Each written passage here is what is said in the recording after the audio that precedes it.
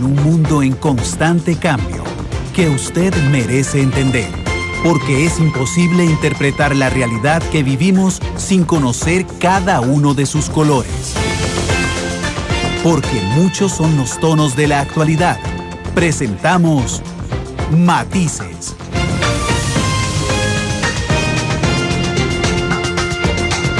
Una producción de Noticias Monumental.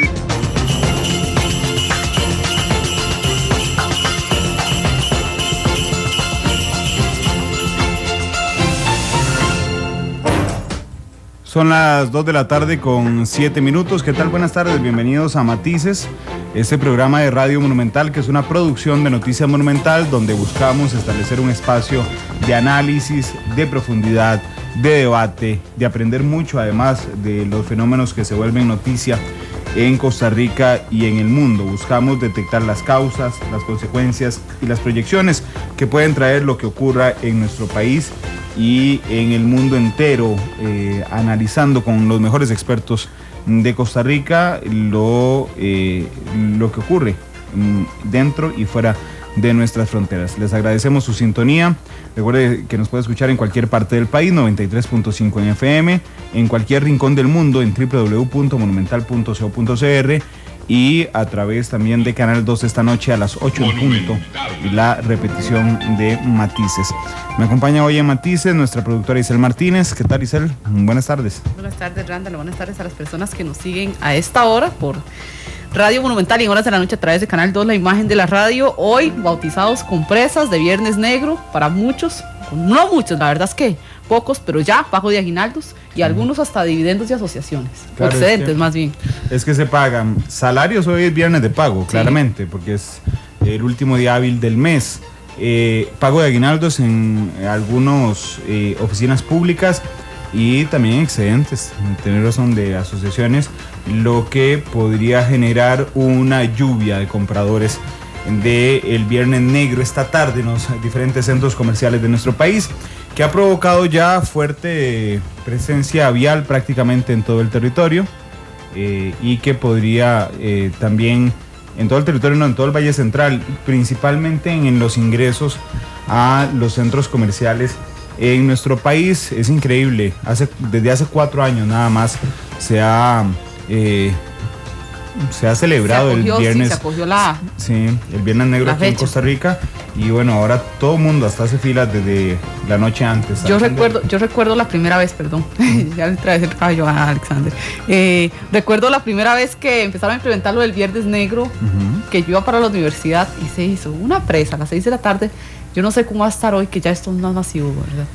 Sí. ¿Qué tal? Buenas tardes. Y yo soy el vivo ejemplo. Casi no llego. Casi no llega, Alex. Estaba afuera y hay una presa y por ya casi Multiplaza. Llegan nuestros invitados, pues están en un presón. Sí, hay una presa por Multiplaza, es que déjeme decirle. Sí, en Multiplaza Escazú, los oficiales de tránsito colocaron unas barreras. Entonces no se puede dar vuelta en la rotonda, uno tiene que ir a darla hasta 100 metros después. Entonces hay presa en este momento, producto de este cierre de la rotonda en Multiplaza Escazú. Y ahora que hablamos del Viernes Negro, ciertamente hay muchas ofertas en muchos comercios, pero yo soy uno de los principales críticos de celebrar el Viernes Negro.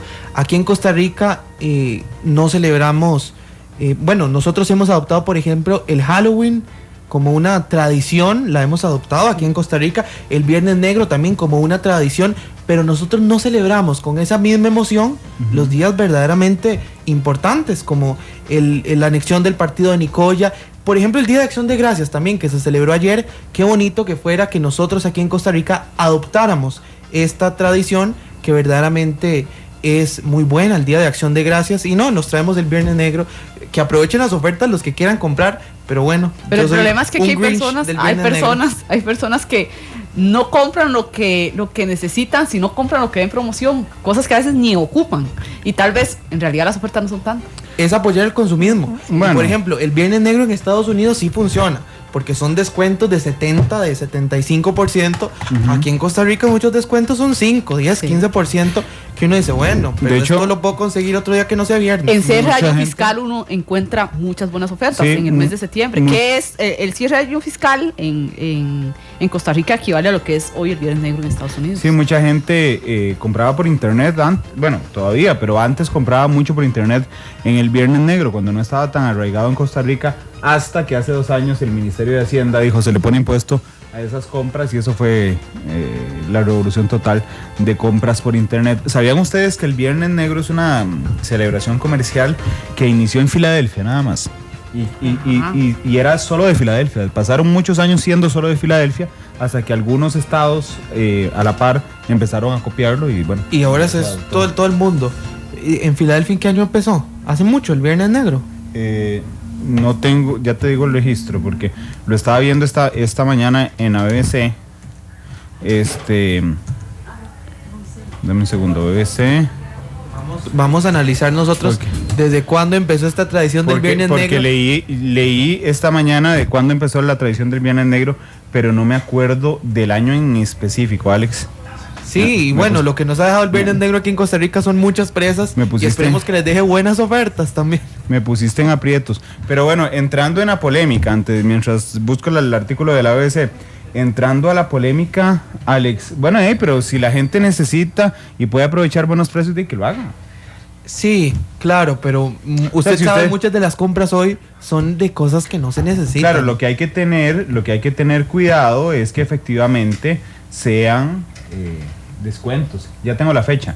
En 1860 Wow. fue la vez que se empezó a utilizar la frase de Viernes Negro, que es producto De una que crisis. el 24 de septiembre exactamente, Jay Gould y James Fisk intentaron tomar el mercado del oro en la bolsa de valores de Nueva York.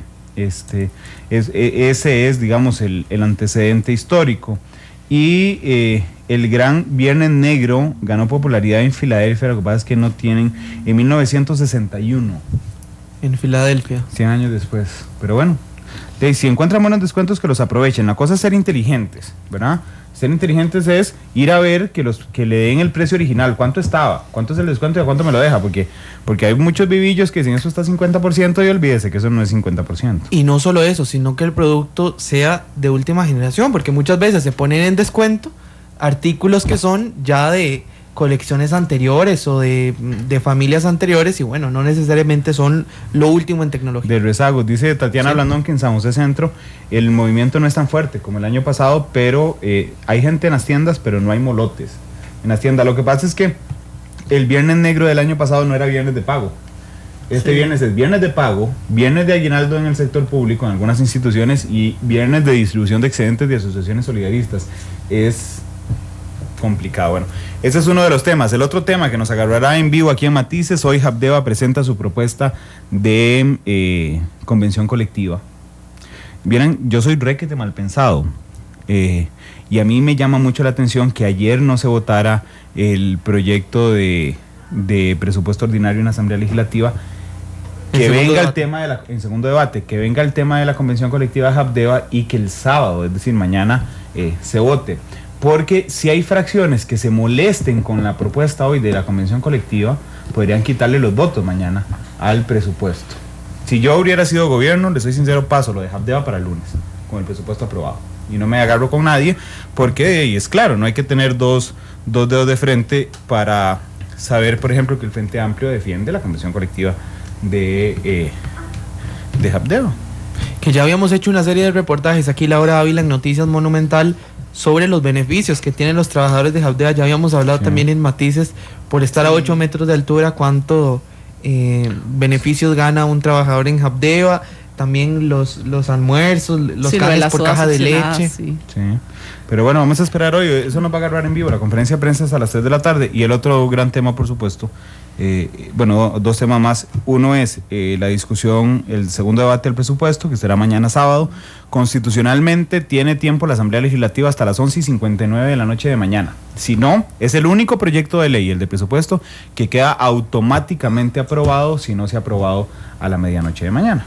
Si no hay quórum, Queda aprobado. Queda aprobado. igual queda aprobado. Queda igualmente. aprobado. Es la automáticamente. única ley de la República que tiene dos particularidades. No tiene veto presidencial, es decir, que si los Ah. diputados aprueban el presupuesto que no le parece al presidente, no puede vetarla, una. Y segundo, que que tiene límite, el 29 de noviembre a la medianoche. Si llegas ahora y no han votado, queda aprobado. Queda aprobado. No hay vuelta de hoja en este caso. Y hay otra cosa que también le va a quitar mucho interés. Bueno, en este presupuesto particularmente la gente le ha prestado mucha atención, pero las carreras del Viernes Negro y de las ofertas y los aguinaldos le va a quitar sin duda algún tipo de interés, y también de ser fin de semana la gente no le va a prestar mucha atención como si le hubiera prestado entre semana, ¿verdad? ¿El tema del presupuesto? Sí, hay otro aspecto, es otro aspecto al que hay que analizar. Y el último tema internacional a mí me llama mucho la atención. El presidente Enrique Peña Nieto decidió eliminar las policías municipales. ¿No le parece que Costa Rica podría aprovechar además para ver las experiencias de otros países? El general de la policía colombiana le advirtió a Costa Rica: no dejen que se hagan las policías municipales. Y México no lo advirtió, las hizo, pero vea lo que pasó. Y entonces ahora tiene que entrar el gobierno con un gasto millonario. Sí. 17,000 hombres, no, 170,000 hombres tienen las fuerzas municipales en México, y van a unirlas en policías de Estado. Es interesante. Así es como tiene que funcionar. Una unificación inteligente. ¿Será tan fácil o tendrían que hacer alguna reforma? Esa es la pregunta, ¿verdad? Porque mientras ¿aquí? Algún tipo, no, por ejemplo en México, para que ya las eliminen. Ahora, ¿qué hora y qué tipo de reforma hay que hacer? Porque, y si es tan fácil, si necesita aprobación, y si la Asamblea Legislativa es como aquí, con tanta facilidad lo van a hacer, y qué tanta facilidad votaría una ley para... Bueno, yo le pregunto, ¿a quién le responde la Policía Municipal en Costa Rica? A los alcaldes. A los alcaldes. A los alcaldes. Sí. Bueno, vamos a invertir un momento el programa. Estamos tomando hoy un café con nuestros invitados: don Francisco Barahona, analista político; don Alex Ibaja, que debe estar pegado en este instante en las presas de Viernes Negro. Pero don Francisco me pide la palabra para referirse a las policías municipales. ¿Qué tal? Buenas tardes, un placer estar con ustedes. Pero quería hacer un comentario sobre todo de tipo histórico. Claro. La razón por la cual las policías en México, bueno, hay varios niveles de policías, pero que las municipalidades y las gobernaciones tienen posibilidades, obedece a dos razones. En primer lugar, al tamaño de México. Claro. Solo un estado es probablemente más grande que todo el país de Costa Rica, y sobre todo por la Revolución Mexicana en 1914. Una vez que concluyó la Revolución Mexicana, uno de sus principios esenciales era devolverle el poder a la gente. No nos olvidemos que fue una revolución de inspiración socialista. Inclusive fue anterior a la revolución bolchevique, que dio paso a la creación de la Unión Soviética. Entonces los mexicanos, con mucho orgullo revolucionario en ese momento, consideraron que cada alcaldía y que cada provincia debía tener un sistema de policía propio, autónomo. Digamos, la soberanía radicaba en los pueblos, en la unión de pueblos por cada uno de los estados, y sobre todo en una lógica federal. No olvidemos que México es una república federal. Entonces hay una autoridad. El ejército, por ejemplo, tiene la autoridad directamente el presidente de la república, el Estado Mayor, y hay una policía federal, y hay inclusive la fiscalía tiene todo un conjunto de departamentos que se orientan desde el nivel federal, el nivel de gobernaciones, y aterriza con las alcaldías. En aquellos años, estamos hablando no solo después de la guerra revolucionaria mexicana, había el tema del narcotráfico no estaba presente, ni el tema de las mafias no estaba presente. Bueno, hoy en día sabemos lo que ha sucedido en México. Algunos dicen exageradamente que México, su territorio es un camposanto de entierros no oficiales, porque por todas partes uno encuentra fosas. Estos crímenes horribles de fosas. Y entonces sí, esta solución pareciera entonces que le da más poder a la dinámica central, al presidente, a sus ministros, al ejército. Pero eso me preocupa, porque una iniciativa similar fue tomada por el anterior presidente Calderón, y el Parlamento no le aceptó esa propuesta. Habría que ver si ahora la propuesta de Peña Nieto, que necesita la aprobación del Congreso mexicano va a lograr, digamos, en medio de todo este conjunto de fuerzas dispares, centrífugas y un poco anárquicas, que le aprueben semejante propuesta. Y suponiendo que le aprueben, habría que ver si realmente esa es la salida. Sí. Porque si la corrupción interviene a nivel municipal o a nivel de gobernación-estado, no hay ninguna razón para que no intervenga también en la perspectiva del poder central. Pero tiene un matiz de diferencia con el presidente Calderón, y es que don Enrique Peña Nieto está planteando desaparecer las policías municipales de las gobernaciones, pero concentrarlas en estados. O sea, es decir, no va a ser que el estado entero de Guerrero, digamos, tenga su propia policía, a diferencia de pero vea es usted, es algo parecido a lo que pasaría en Costa Rica. El Ministerio de Seguridad Pública maneja la policía, y cuando hay problemas en Limón o en Liberia o en Punta Arenas o en San Isidro General, es San José los que toman las decisiones de a dónde se reprime, a dónde se controla, cuántos efectivos van, qué acciones tienen. Bueno, en un país pequeño como nuestro uno lo puede entender, pero en un país tan grande como México y con un sistema federal que no tenemos en Costa Rica, yo no sé si eso realmente va a ser bien aceptado por los mismos grupos que están luchando contra la corrupción en México, porque son grupos que demandan mayor participación, sí, mayor democracia y menos corrupción. Entonces, bueno, todo esto, el tema de México ni mucho menos está a punto de concluir, al contrario, está apenas iniciando. ¿Qué adelanto más rico nos da hoy don Francisco Barahona? Otra buena noticia: el precio de la gasolina va a disminuir. El 29 de diciembre entra a regir una disminución de 68 colones en el litro de la gasolina regular, 65 colones en el litro de la gasolina super y diésel, 29 colones, no, en la primera semana de diciembre será, sí, a partir de la disminución. Así es que buenas noticias para arrancar. Y también hace pocos minutos el presidente Luis Guillermo Solís firmó un decreto ejecutivo para llevar la estatua de Pepe Figueres a la Plaza de la Democracia. Bueno, un decreto muy curioso.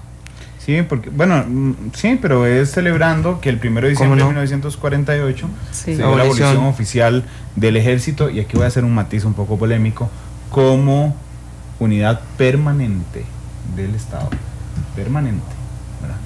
Un matiz interesante. 2:26. Vamos con nuestro boceto. ¿Qué venimos a hablar hoy de fondo? Bueno, ¿cuáles son las heridas que quedan abiertas en la Asamblea Legislativa después de la discusión en primer debate del presupuesto? Yo no sé cómo decirlo, no sé, porque se rechazó, pero se aprobó. Entonces no sé qué término usar, porque se rechazó, pero se aprobó. Pero se aprobó. No, pero está aprobado en primer debate. Claro. Eso es un hecho. Pero por una interpretación del presidente de la Asamblea Legislativa. Vamos con nuestro boceto. Les contamos por qué estamos hablando de esto y venimos, ya nos presentamos a nuestro invitado, don Francisco Barahona. Seguimos esperando a don Alex Ibaja para hablar de este tema.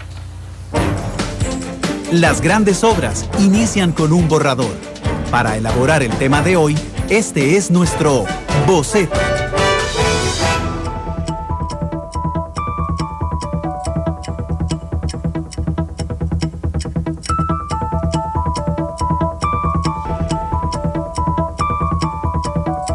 Con 27, con la discusión del presupuesto ordinario de la República, la Asamblea Legislativa se ha convertido en un lugar de hechos inéditos.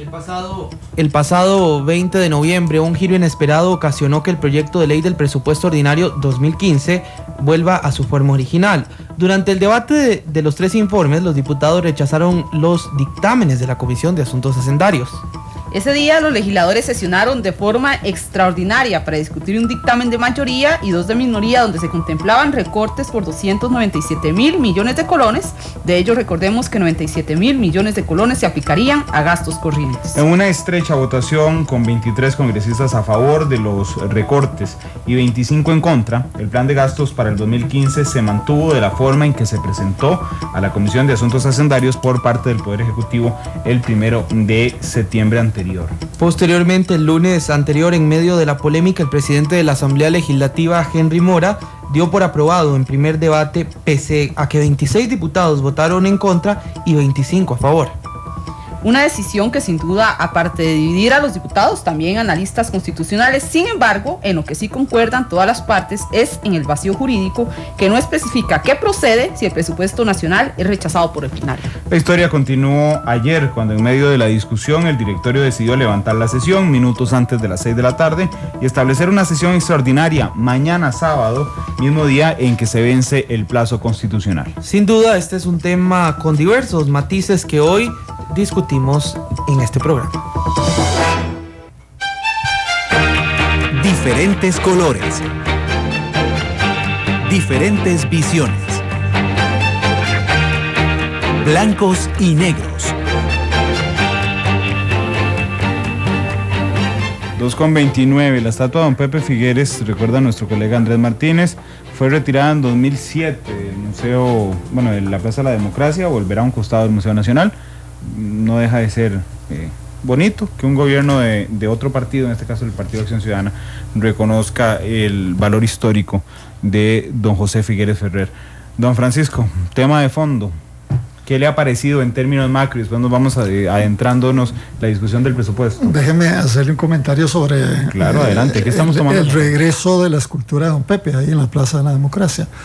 En realidad, cuando fue retirada, se dijo que algunos familiares del expresidente no estaban muy de acuerdo con que la escultura de don Pepe fuera y se acercara más al don Pepe campesino, casi de chonete y de sandalia, que al don Pepe estadista. Y entonces privó en ese momento, creo yo, como motivo de fondo, el que efectivamente era una escultura hecha con cariño para el presidente, pero donde, digamos, su humildad y su cercanía con el pueblo, inclusive su herencia campesina, estaba presente. Y entonces la idea era retirarlo, aunque dijeron que iban a condicionar la plaza para después regresarlo, pero la idea era sustituirlo por un don Pepe probablemente de cuello blanco con corbata y saco. Bueno, eso no se ha hecho. Me parece muy bien esta decisión del nuevo presidente, don Luis Guillermo, sobre todo de cara a que el próximo lunes se va a celebrar justamente en el Museo Nacional el 66 aniversario de esta proclama de abolición del ejército, que después fue ratificada por la Asamblea Nacional Constituyente y que en el mundo ha contribuido muchísimo a dar a conocer a Costa Rica, no solo por un país pequeño, un país amante de la paz o un país amante de la naturaleza, sino porque, hay muy pocos países que decidieron no solo abolir el ejército, sino prohibirlo constitucionalmente. Claro. Y esa razón ha sido una esencial para entender el modelo de desarrollo que las actuales generaciones del país tienen en términos de igualdad, en términos de protección en su salud, en dinámica de protección laboral, de avance en todo lo que es el sistema universitario, que fueron parte de las conquistas que durante la década del año 40 al 50 se tomaron. Así que efectivamente el comentario que usted acaba de hacer merece un señalamiento. Es un gobierno del PAC, pero recordemos que el presidente es un historiador. Y además de historiador fue secretario general en su momento del Partido Liberación Nacional. Claro. Y militó muchos años en el Partido Liberación Nacional. Y además fue cercano, ¿por qué no?, a don Pepe y a su familia. Todavía sigue siendo cercano a algunos, por lo menos, de los miembros de la familia. Así que yo me alegro y me parece que entonces el próximo lunes pues la imagen de don Pepe va a estar presente, no va a estar ausente, y esto contribuye a la presencia de Costa Rica en el mundo en términos muy singulares y tremendamente constructivos. Y dice el presidente Solís que don Pepe es hijo de Costa Rica y debe recibir todo el honor de los costarricenses y el reconocimiento que estos puedan darle. Eso es lo que dice el presidente Solís. Así es, está hablando como presidente, pero sobre todo como historiador y como persona cercana a don Pepe en su momento. Bueno, y hablando de política, ahora sí, don Francisco, ¿qué le ha parecido la discusión del presupuesto ordinario de la República? Mire, me ha parecido cautivante, muy interesante por los sub y baja y las vueltas en curva que ha tenido este proceso, pero en el fondo le diría que de lo que se trata es, por un lado, de definir qué fuerzas están en la oposición al actual gobierno y por otro lado, qué fuerzas están acompañando al gobierno. Es una definición que ya más o menos el gobierno logró triunfantemente establecer justamente en el inicio de este periodo, el 1 de mayo, cuando se nombró la Junta Directiva, el directorio de la Asamblea Legislativa, donde ganó por muy pocos votos. A partir de ahí, esta pelea se ha mantenido y yo creo que, en el fondo la oposición estuvo a punto, y ojo que todavía no se sabe el desenlace de lo que va a pasar en la sesión de mañana, pero la oposición estuvo a punto de darle un golpe muy duro al nuevo presidente, al nuevo Poder Ejecutivo. Bueno, no lo logró. Parte de la polémica que fue cómo fue que no lo logró. Ya hay 2 antecedentes históricos también donde los diputados no lograron ponerse de acuerdo para aprobar el proyecto de presupuesto, y entonces el tiempo simplemente fue suficiente, esa especie de inercia temporal que se produce en las sesiones de la Asamblea Legislativa, para que sin que la votación se concretara de rechazo en términos de posibilidad, se concretara la catapulta, digamos, más bien la guillotina temporal que la misma Constitución le da a la Asamblea Legislativa para aprobar o no aprobar el presupuesto. Yo creo que esa es la carta que está jugando el gobierno. Cuando digo el gobierno, estoy hablando en realidad de la alianza que esté representada en el directorio de la Asamblea Legislativa. Ahora, ¿por qué se suspendió ayer la continuidad de la posibilidad de llevar a votación en segundo debate el presupuesto ordinario, el presupuesto extraordinario? Yo tengo la impresión de que es que el gobierno no contaba con los votos necesarios. Y de haber continuado ayer, según la aritmética, la contabilidad de los diputados presentes en la sesión de ayer, se podía dar perfectamente la posibilidad de que no hubiera tenido el gobierno mayoría, aunque fuera de un voto. Y ante esa dinámica, y no tanto en el proceso de la negociación establecida, ante esa dinámica y como una sesión de emergencia, suspendieron el debate y entonces convocaron para el sábado. El problema del sábado mañana es que a lo mejor ni siquiera hay quórum.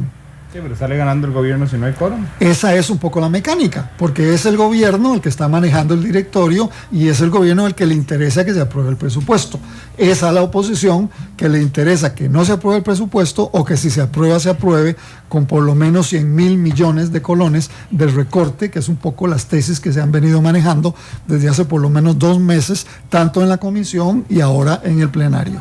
Si mañana hubiera quórum para aprobarlo, y ese quórum le resulta matemáticamente conveniente al gobierno para que se dé la aprobación del presupuesto extraordinario y del presupuesto extraordinario, lo va a votar.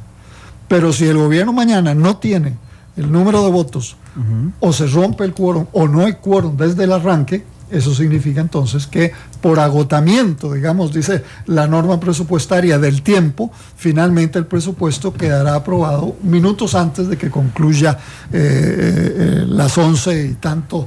¿Cuánto dice usted? 11:59 minutos del día del sábado. Pero mañana. Pongámosle aritmética, quítele a los 57 los diputados del PAC. ¿Son cuántos diputados? 12. 13. Pero sí, cierto. En total sí, son cierto. 12. Tendríamos que sumar 12 porque Otón va a votar en contra. Si tomamos en cuenta la dinámica que él sigue. Y doña Epsi. Doña Epsi votó a favor. Okay, Si mal no estoy. entonces, Doña bueno, Epsi son votó a 12, favor. son 45. Quítele los del Frente Amplio, Que son 9. Ajá, son 36. Ahí se rompió el quórum ya. Sí, pero el problema es que mañana puede haber alguno que está fuera de Costa Rica. Son 19. Ahí. Puede haber alguno que está enfermo. Puede haber Giras. alguno o alguna cuyos jefes de fracción le pidan, o inclusive al presidente, que no se hagan Por eso, presentes. pero no bastaría con que el presidente le pida a la fracción del PAC y del Frente Amplio que no vayan, no van y ya. Sí, pero eso sería muy feo.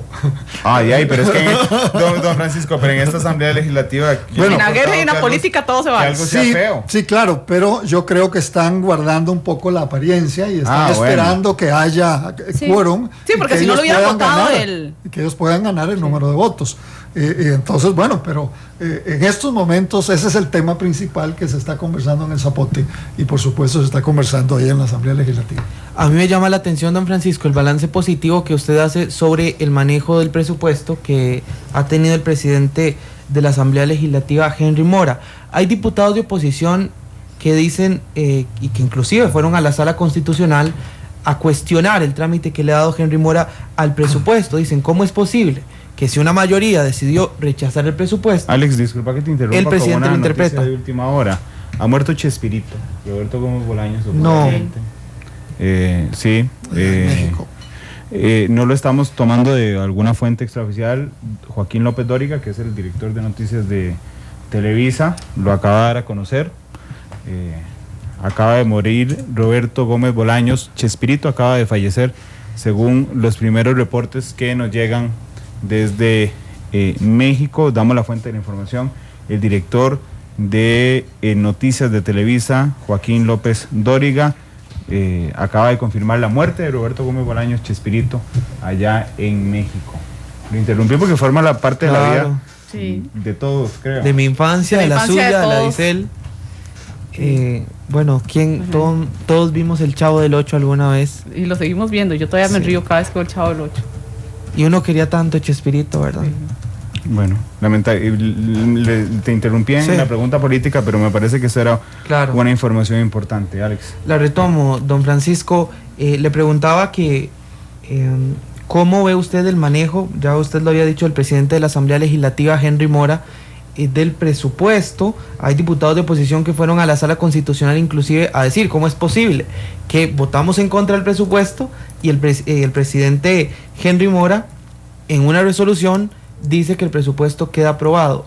Ellos cuestionan la legalidad de este acto. Mire, eso es una pregunta delicada. Delicada porque, hay una instancia que es justamente la Sala Cuarta, la Sala Constitucional, la que va a definir cómo actuó el presidente, si actuó jurídicamente bien. Pero paralelamente es una pregunta que tiene una respuesta política. Entonces, desde el punto de vista jurídico, en estos momentos, por más que usted y yo digamos sí o no, actuó bien o actuó mal, pues estamos un poco en el aire, son simplemente opiniones, porque ya la institucionalidad está establecida, ya un grupo de diputados presentaron el correspondiente recurso ante la Sala Cuarta y en algún momento la Sala Cuarta va a pronunciarse.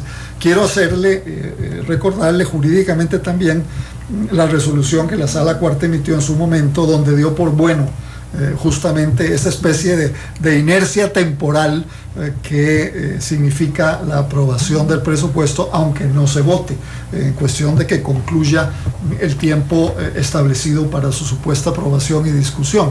Ahora, desde el punto de vista político, de nuevo, aquí no se trata de si es bien o mal como actuó el presidente.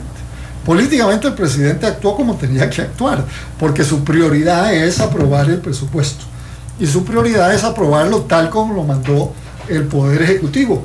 Y hasta el momento, digamos que ha logrado salirse con la suya, en términos no de lo que quiere el presidente, sino el presidente de la Asamblea, sino de lo que quiere el presidente en general, ¿verdad? Y en este caso, don Luis Guillermo y su ministro de Hacienda. Entonces, lo que va a pasar mañana también depende, no tanto de una variable jurídica que está ahí, es como una especie de sombra que puede asustar, sino en el análisis político. ¿Qué es lo que va a pasar mañana? ¿Va a haber quórum? ¿No va a haber quórum? Si hay quórum, ¿va a continuar el quórum matemáticamente? ¿Cuántos diputados están en contra con la oposición y cuántos diputados están a favor? Bueno, dependiendo de ese cálculo, mañana podría ser que efectivamente se rompa el quórum o del todo no haya quórum en el arranque y entonces simplemente se deje morir el tiempo hasta que llegue la medianoche y entonces en ese sentido se aprueba el presupuesto, que no es lo más elegante, que no es, lo más correcto políticamente, porque en el fondo ese proceder significaría una gran debilidad y una aceptación de debilidad del presidente, pero el presidente sabe que él tiene apenas, cuando tiene suerte, 12 diputados y diputadas del PAC, tiene el bloque del Frente Amplio, unos poquitos por allí, por allá, perdidos, que pueda, rescatar el resto de diputados en los procesos de negociación, y de lo que se trata es que le aprueben el presupuesto para que el gobierno pueda hacer lo que considere en estos momentos que deba hacer dentro del marco del Plan Nacional de Desarrollo y sobre todo en función de este presupuesto.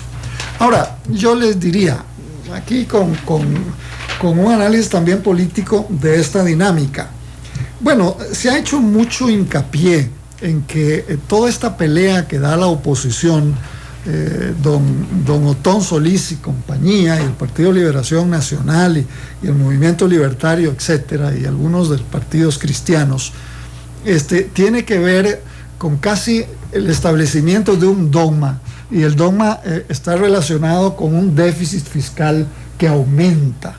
Y entonces, más que la afirmación, que no la han hecho todavía hoy, de que el actual déficit fiscal alrededor del 5.4 del déficit fiscal que viene creciendo desde hace años, no nos tiene, a punto de que nos disparemos a la cabeza, sino de lo que se trata son de acciones preventivas para que este problema no aumente.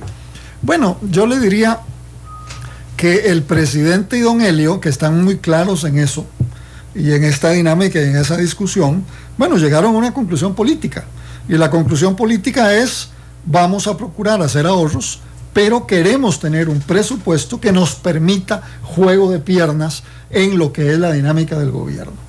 Y entonces una aproximación, digamos, de preocupación neoliberal, que ya ni siquiera el Fondo Monetario Internacional plantea en los términos tan radicales de ajustes estructurales como lo hacía en años anteriores, me parece que no es un elemento como para desesperarnos en esa lucha actual del presupuesto. Si de aquí a un año, en el próximo presupuesto de esta nueva administración, que ya de aquí a un año no sería tan nueva, ya iría casi a mitad de camino, efectivamente el porcentaje sube y pasa al 6%, se ha comprobado que no se han hecho suficientes esfuerzos en el control del gasto, que no se ha aumentado el ingreso, que en la Asamblea Legislativa no tiene salida la posibilidad de reformas estructurales o reformas para aumentar los impuestos. Bueno, es otro cantar. Pero en estos momentos a mí me parece que la situación no es tan grave, y entonces yo preveo que este presupuesto se va a aprobar.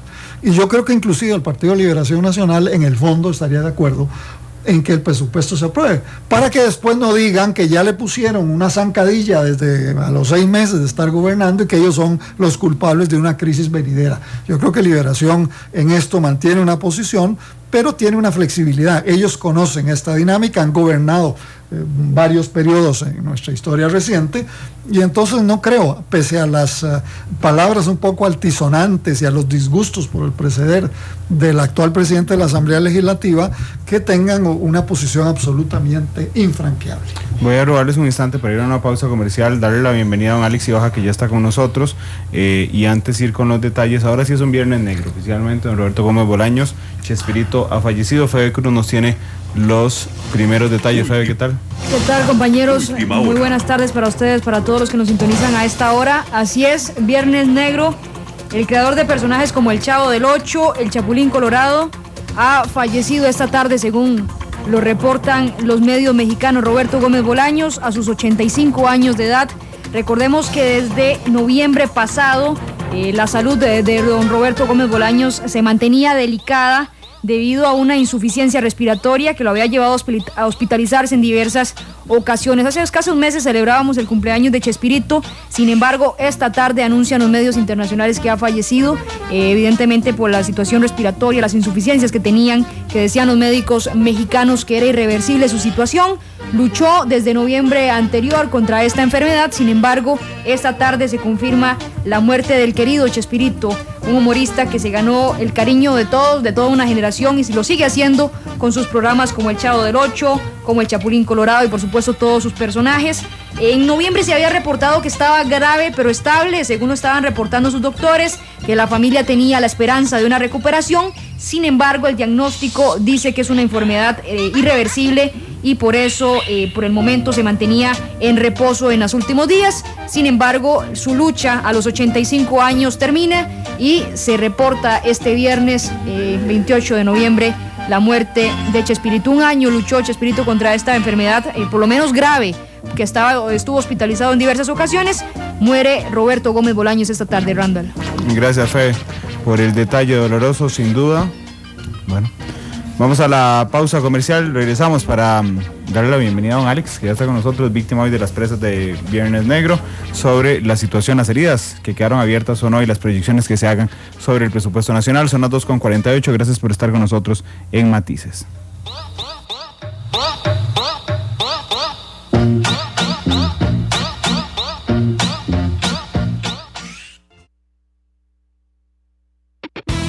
Ya regresamos con Matices.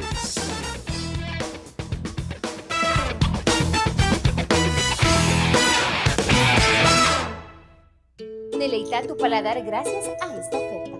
Quítate el antojo este año con un delicioso y bello queque navideño de 1 libra al 50% de descuento en Le Fontier.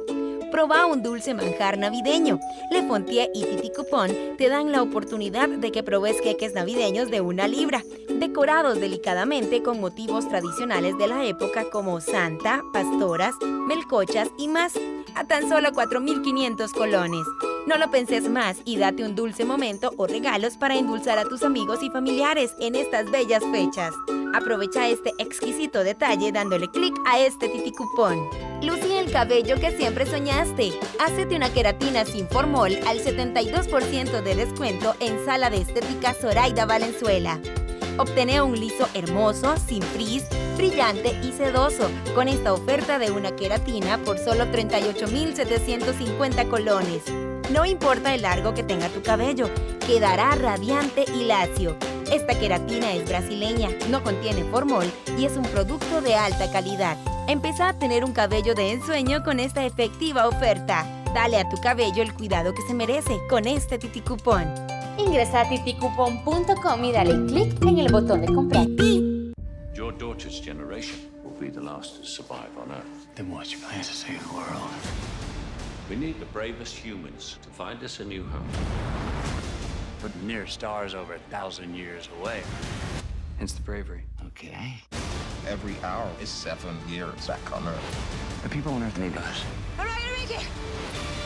Hang on. I got this. I want to get there fast, don't we? Interestelar, próximamente solo en cines. Bueno, es de verdad un placer de nuevo tener a Carlos Roversi y a Rolando González en la hora que Ortiga han regresado a la casa de Monumental. Están de nuevo con todos los costarricenses, ortigosos como siempre. Antes eran duros y esperemos que en esta igual vayan sin contemplaciones. Y bueno, felicitaciones y un gran gusto de verdad tener a Carlos y a Rolando de nuevo en la casa de Monumental con la hora que Ortiga. No se pierda de lunes a viernes a las 9:30 de la noche. La hora que Ortiga.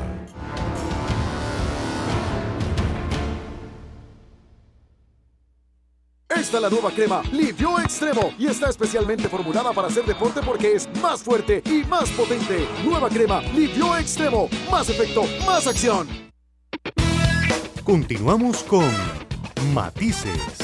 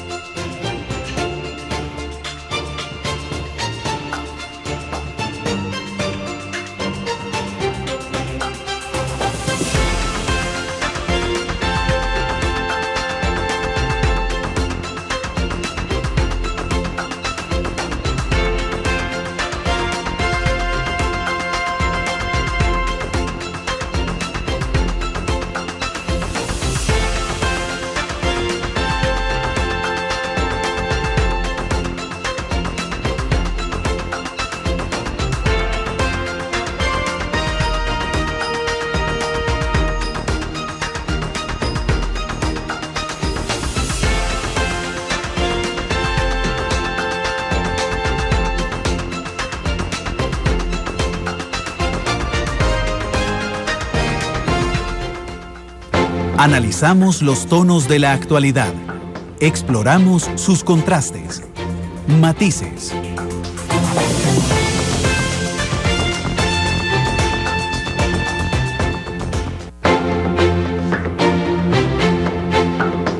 Dos con 54 minutos de la tarde, estamos hablando del presupuesto nacional que mañana se discute en segundo debate. Casi un hecho que se va a aprobar, simplemente le bastará romper el quórum si en algún momento ve cercano a no aprobarse. La noticia de última hora que les dábamos internacional: ha muerto Roberto Gómez Bolaños, Chespirito, en Cancún, falleció. Monumental fue el primer medio en darlo a conocer en Costa Rica esta tarde. Le agradezco a don Alex Ibaja, nuestro analista legislativo, que está con nosotros aquí en cabina. Don Alex, ¿qué tal? Buenas tardes. Buenas tardes a las personas que nos escuchan aquí, muy honrado de acompañarlos. Realmente hoy tenemos un panel de lujo. Sí, ¿verdad? Está muy interesante. Don Francisco ha dicho cosas muy interesantes esta tarde. ¿Qué le parece a usted lo que ha pasado y lo que va a pasar mañana? Yo quisiera iniciar recordando que el día importante para el gobierno, el primer día muy importante para el gobierno, fue el 20. El jueves 20. El jueves 20 el gobierno ejerció toda su pericia política y evitó que se aprobara el informe de mayoría afirmativo, que era el que contenía una reducción. ¿Cuál pericia? Perdón, don Alex, ¿cuál pericia? Porque no tiene una experiencia gubernamental, ni siquiera el presidente de la Asamblea ni el ministro de la Presidencia. Me parece que el día 20, yo sí creo que el gobierno mostró una habilidad política importante en un objetivo corto plazo. La pregunta aquí tal vez podría ser, la única pregunta que cabría es si un presupuesto merece semejante esfuerzo. Pero según lo que ha anunciado el señor presidente y su ministro de la Presidencia, a juicio de ellos, es importante que este presupuesto se apruebe tal cual fue presentado por el Ministerio de Hacienda. Y en esa dirección, impedir una reducción al presupuesto se impuso como un objetivo político de esta administración. Y el jueves 20 lo lograron. Lo que viene después es consecuencia de eso. Pero el gran logro político del presidente de la Asamblea, del presidente de la República, de la fracción del Frente Amplio, de la mayoría de los diputados del Partido de Acción Ciudadana y de otros diputados que acompañaron al gobierno en esa gestión, sea votando o ausentándose, le permitió al gobierno salir bien librado en busca de un primer objetivo que se fijó, que era que no le redujeran el presupuesto. Lo del primer debate y la forma en que se dio, yo nada más quiero señalar que, si bien es cierto, el día lunes anterior, cuando se somete a discusión por el fondo el presupuesto enviado por el ministro de Hacienda, no obtiene mayoría, le falta un voto. O dos, dirían otros, depende, si se pasa de un lado para otro no solo falta uno, si se suman, si hay que conseguir más son dos. Si bien es cierto, eso se rechaza, también tengo que señalar que el presidente dicta una resolución y esa resolución es ratificada por una mayoría parlamentaria. Ese es un hecho que no podemos... Claro, eso es clave, ¿verdad?, en esta discusión. No es que no permitió apelación, no es que fue un acto arbitrario, sin ningún control. No. Él dijo, según de conformidad al resultado de esta votación, he preparado una resolución. Por cierto, me aprendí el número, es la 005, y la leyó. Estaba fácil. ¿Verdad? Y recibió, creo que 5 apelaciones, que siempre, bueno, eso se acumulan, dirían, en otros estrados, y se votó, y la ganó. O sea, el gobierno impidió que esa apelación se aprobara, quedando entonces la resolución, y luego se presenta una revisión sobre la votación de la apelación y vuelve a tener mayoría. Ese es un hecho relevante. De igual forma, quiero señalar que, a mi juicio, de la lectura del numeral 2 y del numeral 3 del artículo 179 del reglamento, La situación del primer debate, a mi juicio, es distinta a la del segundo debate. Para mí el segundo debate, la norma que regula el segundo debate es clara al decir que a una hora se tendrá por agotada esa discusión y por aprobado hablando del numeral 3, referido al segundo debate, dice lo siguiente: a las 23:30 no se hubiese agotado la discusión del presupuesto ordinario en segundo debate, se tendrá esta por agotada y el proyecto se someterá a votación. Okay. Esa frase, cuando es referida al primer debate, en el primer debate no es así de precisa. ¿Verdad? Así que yo sí estimo que así como el 20 de este mes le reconozco un éxito al gobierno, yo espero, inclusive por un asunto de institucionalidad, de seguridad jurídica, de la buena marcha del gobierno, que consiga los votos para el día de mañana sábado y pueda aprobar. Si ya lo logró para la apelación, no debería perder la oportunidad de aprobar el presupuesto con mayoría en segundo debate y no tener que acudir al rompimiento del quórum, porque el rompimiento del quórum también hay que ser claros en el sentido de que es trasladar el problema a la sala constitucional.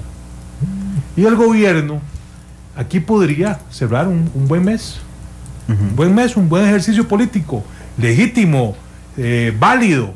Esto no es, aquí no hay nada ni ilegal, ni antiético. No, el presidente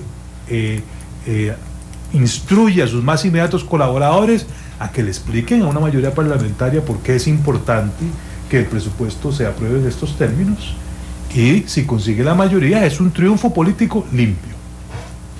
Don Francisco.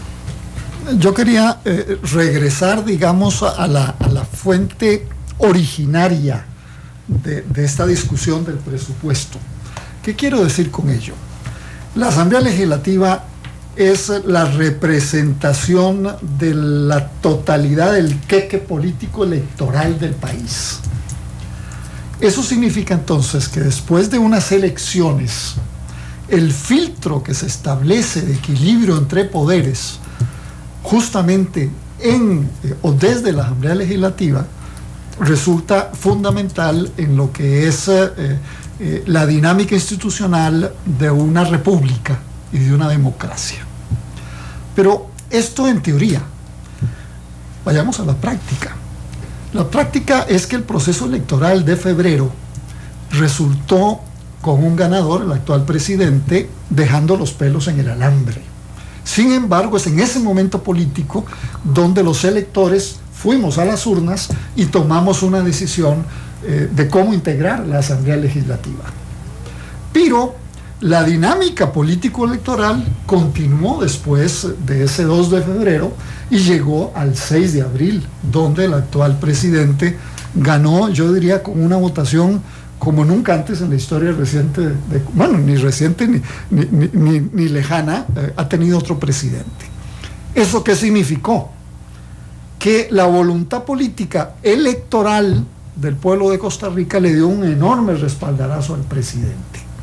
Y que si las elecciones para constituir la Asamblea Legislativa se hubieran dado el 6 de abril, la conformación de la Asamblea Legislativa hubiera sido muy diferente a la actual, entre otras cosas porque el retiro, entre comillas, del candidato del Partido Liberación Nacional para no participar en todo lo que fue el proceso de campaña de febrero a abril, cuando la gente fue a votar en febrero, no existía. Entonces ahí eso nos da un momento político diferente a partir de las elecciones del 6 de abril, que tiene que estar presente mañana y que ha estado presente en la Asamblea Legislativa. Lo que pasa es que desde mi perspectiva no hay suficiente conciencia de este hecho que yo acabo de contar en la realidad de cómo está integrada nuestra Asamblea Legislativa hoy. En otras palabras, algunos diputados de algunos partidos políticos, bueno, se les olvidó el resultado electoral del 6 de abril y actúan como si el resultado electoral fuera el del 2 de febrero. Y entonces están poniendo una cantidad de piedras desde la perspectiva de la oposición a este gobierno, argumentando diferentes cosas: impericia, errores, contradicciones, malos nombramientos en la escogencia del gabinete, etcétera, etcétera, etcétera. Y esa imagen está hoy muy presente. Pero yo quiero recordar, no tanto a los que estamos aquí en este estudio, sino a la gente que nos está escuchando, que la decisión mayoritaria de 1.347.000 votantes fue por un cambio a favor del presidente. Y no es que yo lo defienda, es que estoy analizando un hecho concreto. Estamos apenas a 7 meses de ese momento. Entonces, desde el punto de vista de la dinámica del trabajo, de lo que está sucediendo en la Asamblea Legislativa, bueno, yo siento que la pérdida que puede tener el gobierno, suponiendo que mañana tenga que recurrir a técnicas parlamentarias extremas, como levantar, como sacar a sus diputados para que no haya quórum, etcétera, no es atinente ni es elegante para el gobierno, para el presidente, ni para el presidente de la Asamblea Legislativa. Pero tampoco una situación de esta naturaleza extrema debería ser correcta, dado el mandato electoral del 6 de abril. Y entonces, bueno, ahora las encuestas dicen que el presidente ya bajó y que su popularidad está en franco retroceso, lo que es cierto. Ha pasado con don Oscar Arias, ha pasado también con doña Laura, y probablemente pase con el nuevo presidente. Pero eso no cambia la naturaleza del hecho concreto de las elecciones del 6 de abril. Concluyo nada más con este comentario. Yo creo que el gobierno y los diputados que apoyan al gobierno tienen mañana un mandato que hacer, y es permitirle al gobierno gobernar como ellos están decidiendo gobernar. Si cometen errores en términos de déficit fiscal, etcétera, etcétera, lo veremos más de aquí a un año. Pero no se vale poner una serie de cortapisas, una serie de trampas desde la oposición para que el presidente y su ministro de Hacienda no encuentren, digamos, la gasolina suficiente, que es el presupuesto, la energía para hacer los cambios, moderados o no, que el presidente esté tratando de impulsar. Y entonces concluyo, lo más lógico para mí mañana es, en especial, que el Partido Liberación Nacional mañana debería actuar con ecuanimidad, yo diría hasta con un sentido de cercanía a esta dinámica, puesto que Liberación tiene experiencias de gobernar y además ha estado en unas situaciones muy similares a la que está ahora el presidente don Luis Guillermo, que les recuerdo fue secretario del Partido Liberación Nacional en su momento, que es un hombre de formación socialdemócrata, igual que don Otón Solís.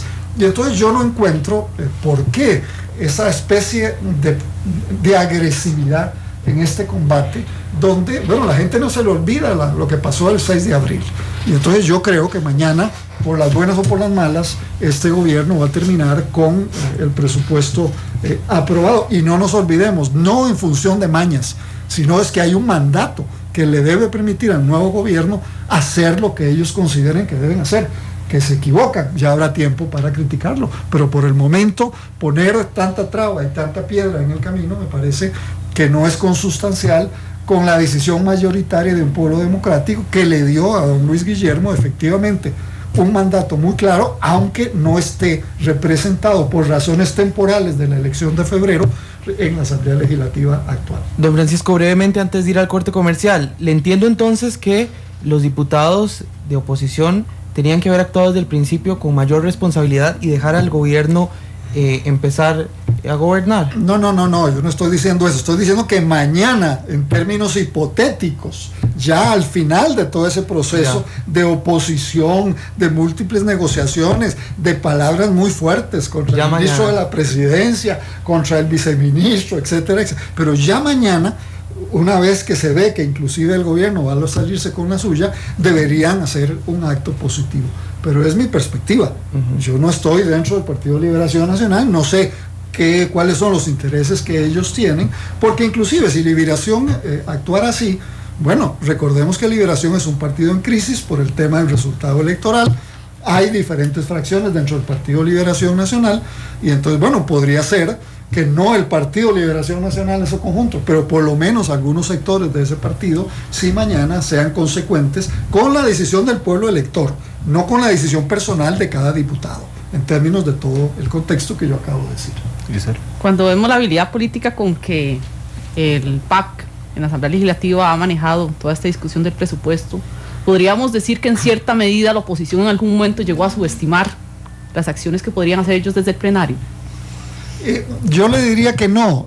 A mí me parece que la oposición, y especialmente el Partido de Liberación Nacional, ha actuado con inteligencia de aquí para atrás. Inclusive recordemos que la punta de lanza de la reforma al presupuesto fue impulsada por el liderazgo de don Otón Solís. Y entonces Liberación como que se acopló y se puso detrás de ese liderazgo de don Otón que él tiene a nivel personal, que muchos lo vieron como una oposición al mismo presidente actual, siendo el fundador del partido en principio. Yo no diría que gobierna, pero que por lo menos fue la estructura política electoral para ganar el proceso electoral. No, había que definir claramente, sobre todo después de que se perdió el directorio, había que continuar trabajando. Hay partidos que están en la oposición por razones ideológicas o por razones históricas o porque están chimados, por las razones que fueran. Entonces yo creo que no, que lo actuado hasta aquí ha sido un pulso legítimo entre uno y otro. Lo que estoy diciendo es que ya de cara a mañana, me parece que en relación al tema del presupuesto debería haber un gesto, y probablemente a lo mejor también un gesto del mismo ministro de Hacienda o del mismo presidente o ministro de la presidencia, donde se pudiera llegar a algún arreglo final en relación a un compromiso mayor de ahorro en la aplicación del presupuesto, que eso lo puede hacer el presidente con toda claridad. Y esto, ¿por qué lo digo? No solo por táctica política, sino por el después del día del sábado. ¿Por qué después del día del sábado? Porque el primero comienza el momento donde el Ejecutivo, el Poder Ejecutivo, tiene la iniciativa de proyectos de ley que ya envió a conocimiento a la Asamblea Legislativa. Y aquí, inclusive, hay tiempo para poder comenzar a ver algunos elementos de reforma tributaria que ya están planteados en esa agenda de proyectos, algunos negociados y otros no negociados. Entonces, el clima de entendimiento de que hoy es malo podría mejorar un poco mañana y empezar diciembre con un clima mejor. Pero bueno, eso es un deber ser, quizá es una voluntad un poco utópica, pero bueno, lo expreso porque sería muy consistente y muy conveniente para la democracia ticana. Don Alex. Bueno, lo primero que tengo que indicar es que las autoridades de gobierno deberían escuchar con atención lo que ha manifestado don Francisco, porque es una combinación. Yo respeto su llamado a atención a decir al hecho de abril, que ocurrió en la segunda ronda, y la legitimación que le dio el electorado al presidente. Ese es un hecho inobjetable. Yo soy un amante del Parlamento, de la dinámica parlamentaria. Me parece que es un instrumento riquísimo para el sistema democrático, porque siempre está en la lógica de pesos y contrapesos, ¿verdad? Y es bueno que quien ejerce el gobierno, no importa cuál partido sea, siempre esté siendo objeto de un escrutinio riguroso. Ojalá más del lado del rigor que de la pose política, ¿verdad? Por eso no me gusta que este presupuesto, a pesar de la legitimidad que puede tener don Luis Guillermo frente a este presupuesto, esta es una norma para todos los años. Y esta es una norma que es bueno que se aplique. Al país esta norma le conviene, no desde una perspectiva ideológica, no es porque se está gastando más o menos, no, desde una perspectiva institucional. No es bueno para este ni para ningún gobierno que pueda abrirse la posibilidad de que por rompimientos de quórum en segundo debate, que por alargar las discusiones no se vea obligado a conformar una mayoría parlamentaria que le valide su plan de gastos.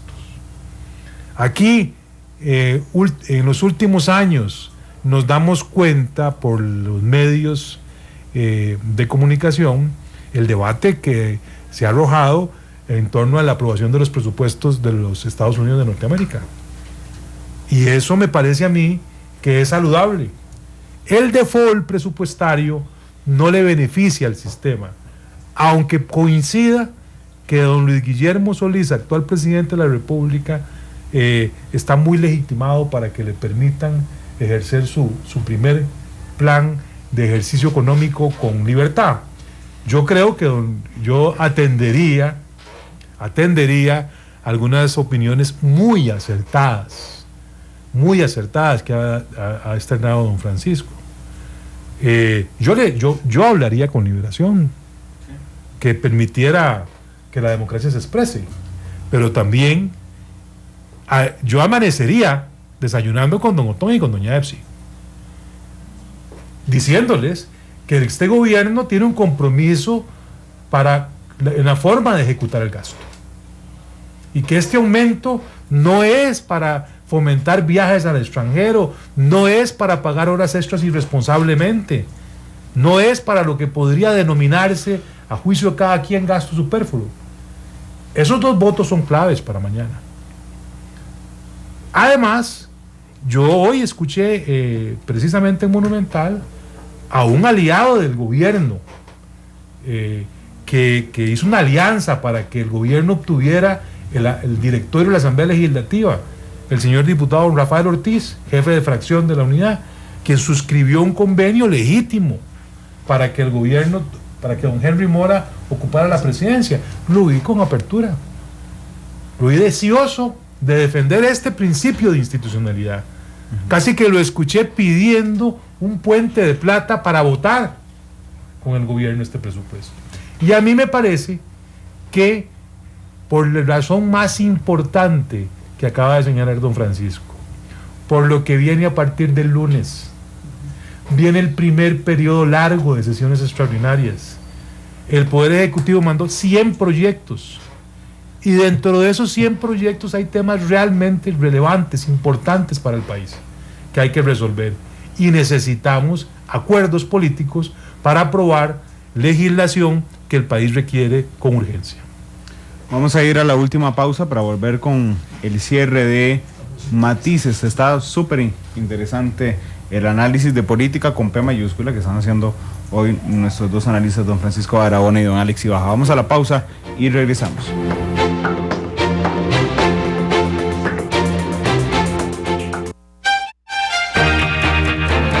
Matices. Los tonos de la actualidad.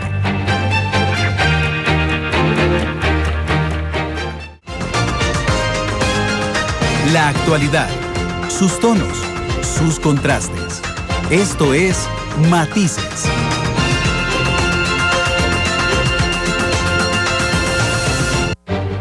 Todos los colores y puntos de vista se mezclan. Llegamos a las conclusiones en nuestro Arte Final.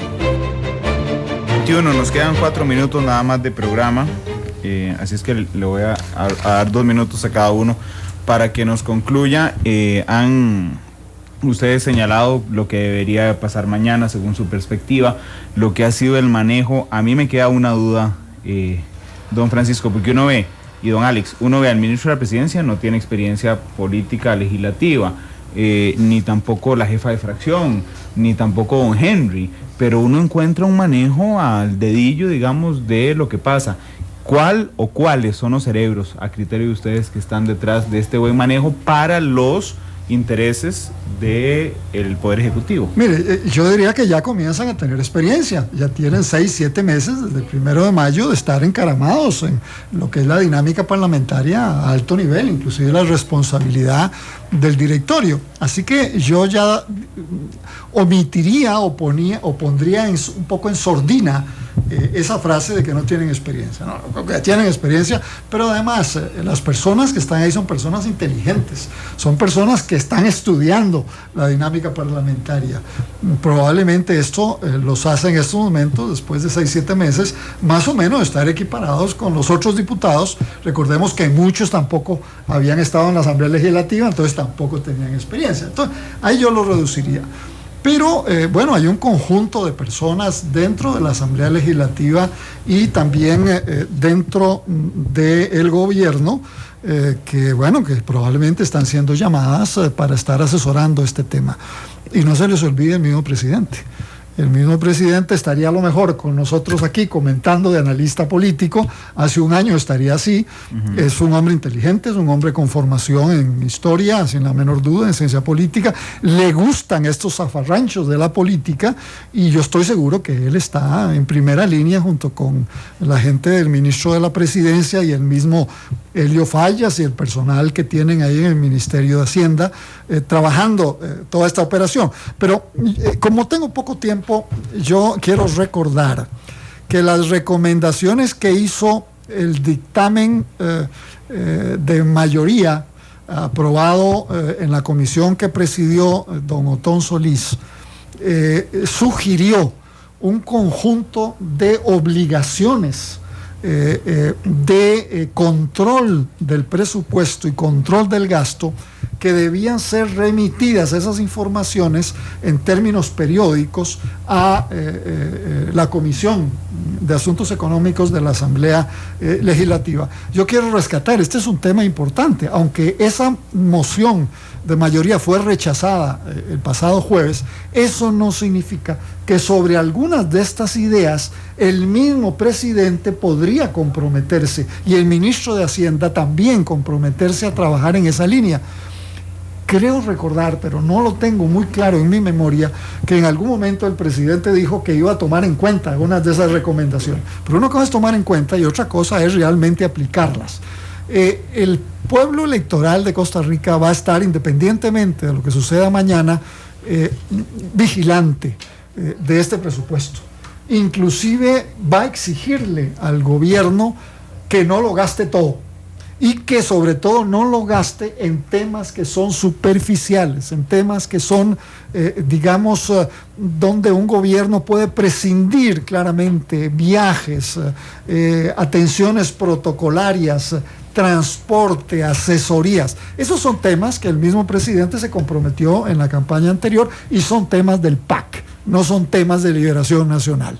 Entonces, a mí me parece que aquí hay una gran posibilidad de que el presidente de aquí a un año nos esté dando una buena lección de administración sana. Y finalmente, les recuerdo que si alguno de los ministros, alguno de los encargados de manejar las instituciones del Estado, digamos, no resulta suficientemente eficaz en estos temas, el presidente lo está amenazando ya con cambiarlo el 1 de mayo. Así que hay un conjunto de elementos que a mí me permiten ser optimistas, tanto en la dinámica de la misma oposición al actual gobierno, como en el trabajo del gobierno en el próximo año por delante. Coincido en que ya la mayoría de los funcionarios, no, todos los funcionarios que ingresaron en mayo ya tienen experiencia en el cargo. Esos meses cuentan. Pero además yo quiero resaltar que el señor presidente de la República tiene experiencia política. El manejo de las tensiones propias de la política, de la relación entre poderes, ejecutivo, legislativo, al señor presidente no le es extraño. Y voy a afirmar, porque ya él lo hizo público, y además lo hizo público con mucha complacencia. Sí. Cuando ha manifestado, sí, llamé a los diputados de distintas bancadas que yo estimé que podían atender mis razones. Le agrego, don Alex, ¿qué quería que me quedara? ¿Qué querían? Así que me quedara quedito. Así, y eso marca un estilo del presidente. Este señor presidente no se va a quedar sin intervenir no le va a dejar solo a su avanzada de ministro de la presidencia, de viceministro de la presidencia, de jefa de fracción, de diputados cercanos. No le va a dejar, en el momento clave, va a intervenir como intervino el día jueves. Y espero, por la institucionalidad, sinceramente, no se trata de qué pienso yo del contenido del presupuesto. Se trata de proteger una norma que es sana. Yo espero que el presidente mañana vuelva a mostrar su talento, obtenga una mayoría parlamentaria y se apruebe en segundo debate este plan de gastos. Gracias a los dos por estar aquí en un día de tan difícil acceso y traslado. Muchas gracias, de verdad. Gracias, Alex. Gracias, Giselle, por estar con nosotros. Hay muchos comentarios en redes sociales sobre lo que estaban hablando don Alex y don Francisco. Los invitamos a verlos en nuestra cuenta de Twitter, @monumentalcr, en Facebook en Noticia Monumental, y por supuesto el seguimiento de una noticia importante a nivel internacional: la muerte de Roberto Gómez Bolaños, Chespirito, en México a sus 85 años. Todo el mundo está recordando en este instante Chespirito, hasta los que recuerdan que no les gustaba Chespirito. Son las 3:28. Gracias por estar con nosotros. Los esperamos a las 7 en la tercera emisión de Noticias Monumental. Feliz tarde.